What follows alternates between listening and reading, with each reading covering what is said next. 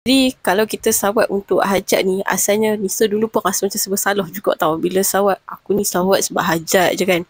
Tapi Alhamdulillah, bila lama-lama tu, Allah ubah hati tu. Macam mencari sesuatunya hilang.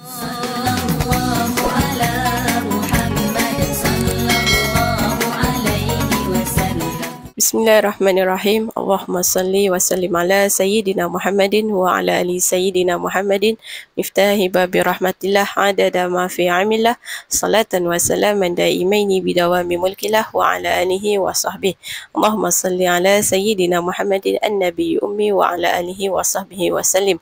Assalamualaikum untuk semua pencinta selawat dan perindu-perindu Nabi Muhammad SAW. Jadi Alhamdulillah, kita jumpa lagi dalam channel The Journey 4444. So untuk video kali ini, Nisa nak kongsikan satu kisah selawat yang cerita dia hampir dekat dengan Nisa punya cerita tentang selawat untuk dapatkan hajat dekat dunia ni. Maksudnya nak sesuatu lah dekat dunia ni.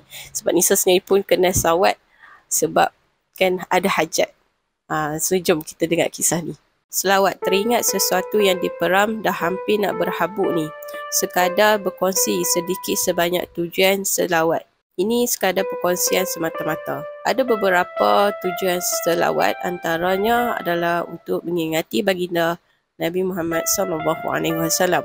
Yang kedua adalah untuk menuntut keredaan Allah Subhanahu Wa Taala. Yang ketiga, salah satu cabang dakwah yang halus, terutama dalam menarik orang yang sudah puas berusaha dengan cara dunia tapi asyik gagal juga kerana tak habis-habis pergi Danau Thailand dan bermain-main dengan penuh enak di sana. Lalu suatu hari yang hening, dia berhajat nak pakai sebuah Nissan Fairlady 350Z. Lalu dia pergi bertemu seorang guru agama di Jitra. Dan guru itu lalu mengijazahkan dia dengan amalan selawat tafrijiyah dengan kata-kata yang amat menakjubkan, iaitu baca 8,888 kali setiap hari selama 40 hari. Kalau lepas 40 hari kamu tak dapat juga kenderaan mewah idaman kamu itu, datang jumpa aku. Apa kamu nak buat pada aku lepas itu terserah. Lalu dibacanya dengan niat semata-mata berkiblatkan Fairlady 350Z. Dibaca hari pertama, payah nak dapat rupanya Fairlady 350Z ni.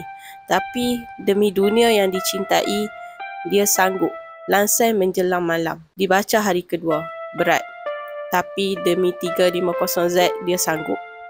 Dibaca hari ketiga, keempat, kelima, keenam, ketujuh, susah sangat nak istiqamah.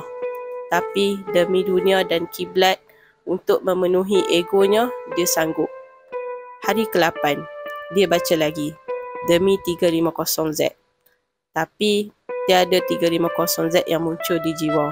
Melainkan suatu perasaan sayu yang ganjil sekali. Tiada dia tahu apa makna kata-kata hatinya itu. Seolah-olah merintih. Petang itu dia melalui sebuah masjid. Kebetulan waktu itu azan. Dan saat itu jiwa itu yang sudah sekian lama, hampir 8 tahun tidak solat, menitiskan air mata. Hari ke-9 dia baca lagi, tapi bukan sebab 350Z, tetapi demi memahami apa makna yang dialaminya. Hari ke-10 dia baca lagi. Kali ini kerana sesuatu, demi sesuatu, tetapi dia tidak tahu apa sesuatu itu. Hari ke-11 dia baca lagi, dan timbullah pada dirinya Rasulullah SAW amat menyayangi kamu. Ummati, ummati, ummati. Tapi apa yang kamu buat demi baginda SAW? Hari ke-12 dia baca lagi kerana baginda Rasulullah SAW. Hari ke-13 dia baca lagi kerana hatinya pedih setiap kali teringat baginda Rasulullah SAW. Hari ke-14 dia baca lagi semata-mata kerana mengingati baginda Rasulullah SAW. Hari ke-15 dia baca lagi semata-mata kerana mahukan keredaan Allah Subhanahu Wa Taala. Pada dia, walau Allah Subhanahu Wa Taala rentak semua harta dan nyawa dia sekalipun, dia tak peduli asalkan Allah temukan dia dengan kekasih barunya. bukan 350Z, tetapi baginda Rasulullah SAW. Sehingga hari ke-20 dia berjumpa Syekh Dijitera. Syekh Dijitera itu tanya, tak cukup lagi 40 hari, macam mana? Ada bayang 350Z tak? Dia jawab, dia tak mahu 350Z. Bahkan kalau bagi dia semua jenis model kereta sport dalam dunia pun dia tak mahu. Dia hanya mahu redha Allah Subhanahu Wa Taala dan bertemu baginda Rasulullah SAW. Kalau nak dicincang dia pun tak mengapa, asal saja dia dibimbing kenal Allah Subhanahu Wa Taala dan kenal baginda Rasulullah SAW, semata-mata menuntut redha Allah Subhanahu Wa Taala. Katanya kepada seorang pemuda lain beberapa tahun kemudian, awal selawatku kerana dunia, pertengahan selawatku mencari sesuatu yang hilang dalam jiwa, dan akhirnya sehingga kini selawatku semata-mata kerana mengharapkan belas kasihan dan redha Allah Subhanahu Wa Taala. Lalu selawat itu menjadi penghapus duka kerinduanku kepada baginda Rasulullah SAW. Jadi alhamdulillah kita bawa saja dengar kisah yang bagi Nisa sangat menarik, dan cerita ni hampir sama dengan kisah Nisa dulu. Dan Nisa pun asal kenal selawat pun sebabkan ada hajat. So bila dah lama-lama kan, dan alhamdulillah bila dah rasa macam mana termakbulnya doa tu, dan bila dah lama hati tu berubah. Jadi kalau kita selawat untuk hajat ni, asalnya Nisa dulu pun rasa macam sebab salah juga tau. Bila selawat, aku ni selawat sebab hajat je kan. Tapi alhamdulillah bila lama-lama tu Allah ubah hati tu, macam mencari sesuatu yang hilang. Macam yang dalam cerita tadi kan, ada satu rasa rindu, tiba-tiba rasa rindu yang tak pernah pun dulu rasa. Tiba-tiba rasa macam cinta boleh. Selawat tiba-tiba keluar air mata yang tak pernah pun dulu rasa benda ni. So ada sesuatu yang lain bila kita perbanyakkan berselawat ni.